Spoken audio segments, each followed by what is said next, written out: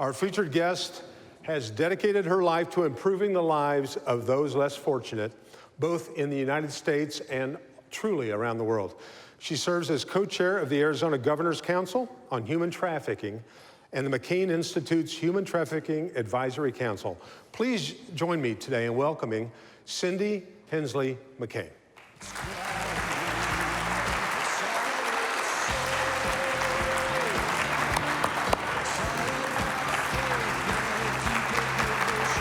Thanks for being here. Thank you for being here. That's great. Thanks for being here. Oh, my pleasure. Thank you for having me. What a great crowd. Oh, it is fun, isn't it? And it was exciting. I thought she'd won a funeral, and I didn't know whether too. I didn't know whether to cheer that or not. But thanks for being here. I know you're incredibly busy, and things are probably a little bit hectic around the McCain house these days. Yeah. Not only are they hectic because of the election season, but we have our first grandchild coming November 10th. So, yes.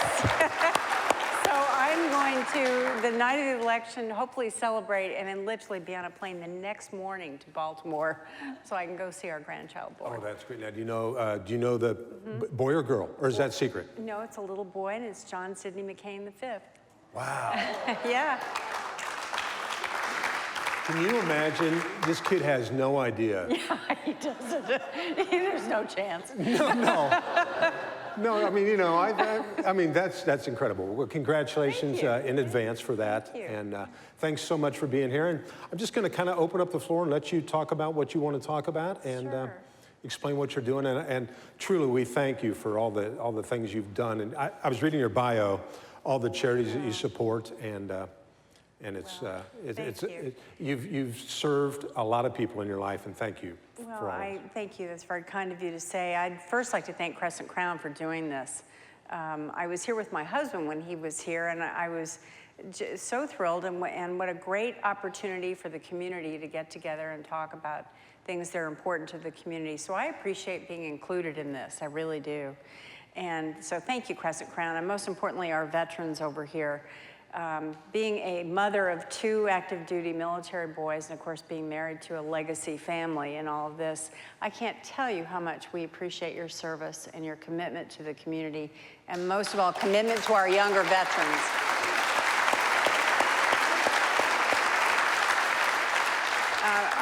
I watched my own son join the Marines at 17. John and I had to sign the paperwork, and watched him deploy into combat at the age of 18. And I know I'm not unusual in this, but that's something I never want to do again. So I just can't thank you all enough. I'm always humbled to be in their presence. I really am. Yeah, we all should be. Exactly. Well, talk to us about human trafficking. I know that's very important in your life, and we're probably all underinformed on that. So. It is. It's something, human trafficking is something that all of you have seen at one point in your life. You've seen it more than once. You just didn't know what you were looking at. It's everywhere. It's in the malls, it's in the airports, it's in your neighborhood. It's not something that stays in one part of town. It crosses all economic barriers, it crosses all social barriers. It's everywhere. And it's dangerous. And what people are beginning to understand, thanks to the governor's task force that we work on, and some of the issues that the McCain Institute works on, we're beginning to help educate the communities and more importantly, educate the younger children that are being trafficked, the ones that are the prospective trafficked kids. These bad guys are hanging out outside of elementary schools and grabbing these kids and trafficking them at the age of 12. So it's something that it is, you have seen it, what we're trying to do is help our communities look with different eyes so that you can know what you're looking at and know what to do when you see it. You know, we stole the old adage from TSA, you know, if you see something, say something.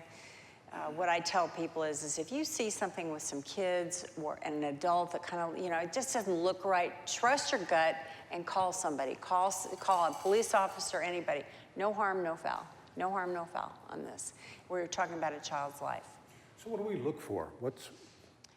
Well, okay, for instance, the biggest part of this, and many of you may have young children at home, right now is the internet.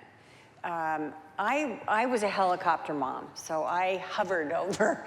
I hopefully knew, I didn't know everything, but I hopefully knew what my kids were doing and what they were up to. But we didn't have the issue of this deep, dark web that is so endemic in our daily lives now.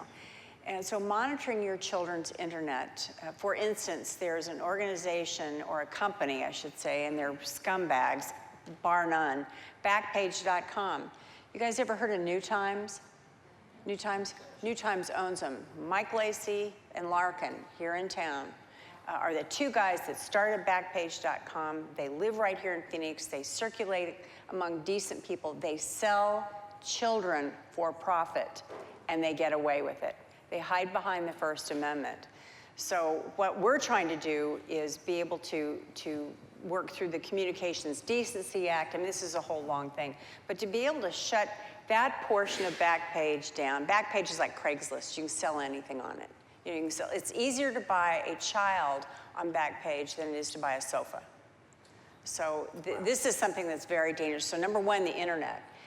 Number two, you know, you're in the mall. You see maybe a guy your age, and he's got mid-30s. More, yeah, mid-30s. Yeah, me too.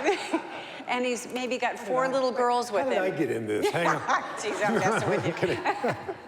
But maybe has 2 or 3 little girls with him, or teenage girls, and it just doesn't look right. Something's wrong with that. Or you see,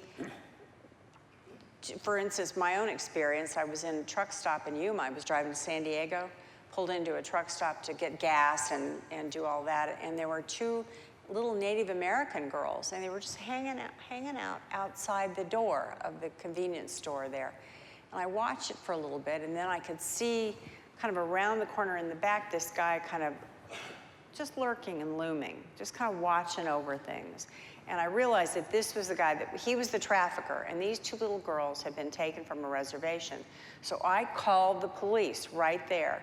Police came. Those 2 little girls had been kidnapped. They were kidnapped little girls, and they had been taken and trafficked for sex. So, you know, it's things like this. Things just don't look right. If you're a parent, you know, you get that gut feeling, you know something's wrong, you know, it doesn't look right, you know, something doesn't look right. So I tell everyone, please say something to an authority figure or somebody. But it is everywhere. It is everywhere, and it's not. These are not little girls or little boys. They're coming from Asia or from Mexico or from. They're right here. They're homegrown. These are homegrown kids. There could be a home in your neighborhood. You see a house across the street, and you keep seeing people come in and out, and something's not right. Maybe little girls, or you know, whatever it may be. That's probably what's going on in there. Probably drugs too. But it's just. I've had to learn to look completely differently at things through this. Well, it's good that you're making us aware of this, and unfortunately, a lot of people are so buried in their phones. Yeah. When they're at that truck stop, a lot of people probably could have seen the same thing, Yeah, but exactly. but weren't tuned in the way you were. People, you know, it's kind of the ick factor too. It's like, oh, I don't want to get involved. You know, I'm in a hurry. I don't want to do this. Take the time. Take the time if you see something on an airplane. We alerted one time a flight attendant, which was the right thing to do, and this was a trafficking issue that occurred. And but here's the downside to it: when we landed, the pilot opted not to turn it in, and this was a clear. You could see what was going on, but the pilot opted not to get involved, and it would take the pilot to be able to kind of control what happens on the ground when you land, kind of thing. Wow. It's unbelievable. So we're educating the airlines, we're educating hotel, motel associations, we're educating our Boy Scout, Girl Scout troops, we're all those kinds of things. That's great. You know, every now and then, you know, I see stuff that I go, you know, that's just not a good idea. You know, in the back of cars where you see the stick figures of the little kids, and they've got their names underneath that. Yeah. Or you see a kid in a shirt that's got his name on it. You know, that just can't be a good idea. Well, one of the larger issues in this as well is, of course, our foster care system. And these kids are on the edge anyway. They're from broken homes. A lot of times they're runaways. It could be any number of things. And so they're vulnerable to begin with. And this trafficker sees one of these kids either outside of school or in a mall or something and says, walks up to him and does just the right thing. Little girl, you know how beautiful you are? It's maybe the first time she's ever heard that word. I'd like you to be a model. You're so beautiful. And he buys her something. And it's a slow reel, reeling them in. You're beautiful. She believes he's her boyfriend and he cares about her. And that's the furthest thing from it. And it turns into, of course, a very serious sexual exploitation situation. So in our foster care system, I'm happy to say in Arizona, Governor Ducey has been very good about this. We are cleaning up the foster care system by educating not only our foster care families, but our advocates for our foster children as well. And of course, educating our DES as a whole. So the governor's been very, very good on this issue, I'm happy to say. That's great. Well, I know we can come back to this if you'd like, but I know there are other things you're involved in. I couldn't help but notice your wristband. Kayla Mueller. My husband and I had the honor of being able to attend her celebration of life in Prescott the other day. Kayla Mueller was the young lady that was captured by ISIS, as you know, and murdered. And somehow we can, one political statement I have to, I can't help myself. We can pay ransom to the Iranians, but we can't get this loving young woman out. We can't, her family is devastated by the fact that the president chose to help one side of this issue and not help them. That's I know this is not political today, but I couldn't, it's right here. It was an amazing celebration, and there's a park named after her. She, in my opinion, was the definition of a true humanitarian. She loved from her heart, she gave from her heart. She went in to help these people in their hospital in Aleppo, and of course, the rest, as you know, is what happened. Sad, very sad. And then Operation Smile, I know that's very important to you and should be to all of us. Our youngest daughter has a cleft palate. She's not young anymore, she's 25. But when we adopted her, she came to us with a very serious cleft palate. And so I became obviously interested in the issue because I was, dealing with it on a daily basis. And I sat on the board with Operation Smile for years, and they do the most incredible surgical procedures for nothing for these children around the world. For a mere $200, you can fix a child's face in one of these countries. They're an amazing organization. That's great. Yeah, they're wonderful.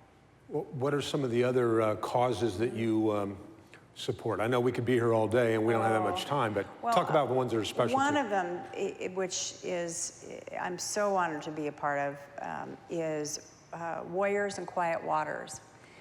It's a very small organization based in Montana, and what they do is they take injured veterans, both physically and emotionally, that are really seriously troubled or hurt. And for 2 weeks, they go up outside of Billings, Montana, and fly fish, teach them to fly fish. Now, a lot of these amputees, they have specially outfitted boats, all these kinds of things. And when I joined the board because the young man that founded it was my son's flight trainer. And I got to know him, he was a Marine, and I got to know him, and he said, why don't you come up here and take a look at this? These young men and women spend 2 weeks up there, and they come away, fly fishing. I don't know if you've ever fly fished. They said, no, you're gonna go out and fly fish for a day, and I was really about half mad at them because I got things to do, I'm not doing this, I'm here to support you, but I'm not going out. It was the best thing I could ever have done because it centers you, and these young men and women come off that 2 weeks in that spot, and they're changed. They're changed, and it's so lovely to watch. It's very peaceful, very relaxing. It is. And no Wi-Fi in the stream. Exactly. And believe me, I was searching. I had it going on, but it wasn't. We fished the Yellowstone, and it was just And I caught fish, by the way, so that made it even better. That's great. Well, what would you like to see? You've got a full audience here today, not only here, but also watching at home on Cox 11. What would you all, everybody's busy. Yeah. Everybody's worried about taking care of their own family. Everybody feels like it's pretty stressful out there. It is stressful. What would you like for the rest of us to help you with? I would love for you to I'd like you, first of all, to check out McCaininstitute.org or HomelandSecurity.org, is it? .org, yeah. Or any of the websites that are out there that talk about human trafficking, and educate yourself. It'll take 5-10 minutes. I mean, just educate the 10 tips that you should look for with human trafficking. And take it on maybe in your own neighborhood, on your own street, in your own community. But I'd love for you to become advocates for these children that cannot speak for themselves, that have been lost. All too often, these kids are disposed of. So I would like to rely on all of you to help me educate your community. And by the way, is our police chief still here? Yes, you are. Mesa is doing an incredible job on this issue. You have a police chief that is tough on human trafficking, I'm happy to say, but we haven't stopped it yet. So I would love all of you to educate yourselves, to become active on this issue, and also become active in the schools on this issue, because it's important that we talk to our children about the dangers of the internet. The stranger danger is one of them, but I mean, just the whole keeping track of what's going on and who and how your kids are, because vulnerability is a big issue now with families. So if I could have anything, I'd have everyone do 5 minutes a day on helping with human trafficking. That's great. Okay. Well, I would be remiss if I didn't ask you, how's the senator? How's he doing? He's very well, thank you. Yeah. We had a successful primary, and so we're thrilled about that. And thank you. I know.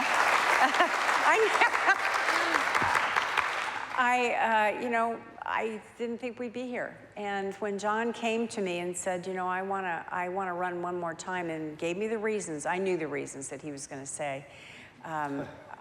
It's important. It's important to have people like John and others that not only understand the issues, but have the ability to make the changes, and the ability to actually get to the people that you need to be dealing with.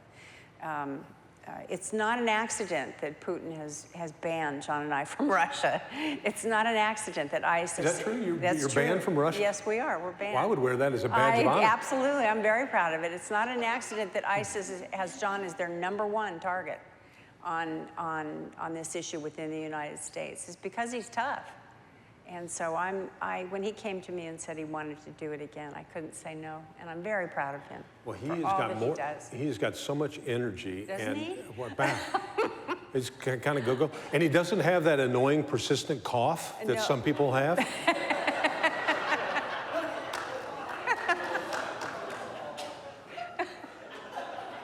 Fill in the blank, people. I didn't say who. He's 80 years old, and people were saying, oh my gosh, 80 years old, he's too old to run. His mother will be 105 in 2 months. So let's put this in perspective here. That's awesome. He's the most energetic person. I can't keep up with him. That's awesome. Yeah, occasionally I just have to back off and go, give me a break. Well, now I know why you're so involved with all these other things, just to get away from him for a while. Well, and your family is true patriots, like you said. Thank you. We have 2 active duty sons. I have a Navy pilot, like I said, and a Marine Corps boy. And thank you. And of course, our 2, Megan McCain, who's kicking up dust on Fox News now. So we're very happy about her. She is now full-time with Fox and full-time with Outnumbered. So we're very proud of what she's doing. So what do you guys do in your spare time?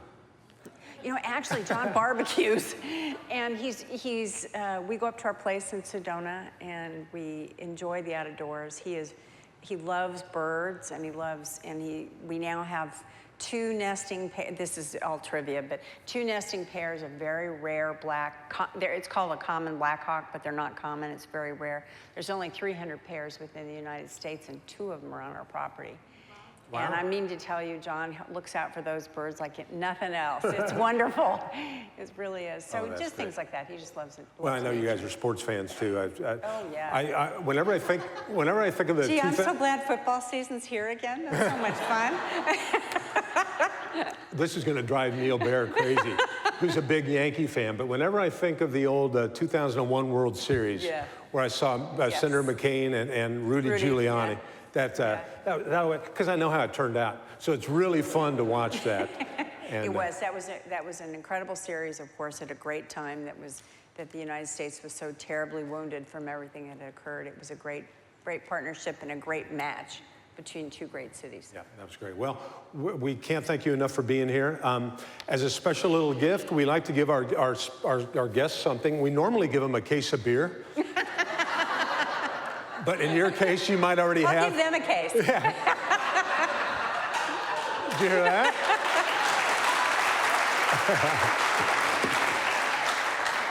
We have a very friendly competitorship here. We really do. You should have a Budweiser truck pull up and Circling? and drop off a case of beer for these guys. No, you guys, and she said it before, they have a very healthy competition. And you know who wins that competition? The people that live here, because we all get the best beers. No matter what your flavor, you've got it covered between Hensley and the great people here at Crescent Crown. Well, we thank you so much. Instead of giving you a beer, we're going to, you have a car? I do have a car. I'd like to do a little research on my guests. I want to make sure you had a car. We have got everybody. You didn't ask me if I could drive. Everybody needs to pamper themselves and to pamper the cars. So because of that, we're going to give you a $100 detail gift card to Cobblestone Auto Spa. And they're all over the valley. Thank you. And you can take one of your vehicles in there and get it all spiffed up for the day. We have a dirt road that goes into our property, and it's a weekly issue with me trying to get my car. This is the greatest. Cobblestone's got you covered. Ladies and gentlemen, please join me in a round of applause for Senator McCain. Thank you very much for being here. Thank you. Thank you very much.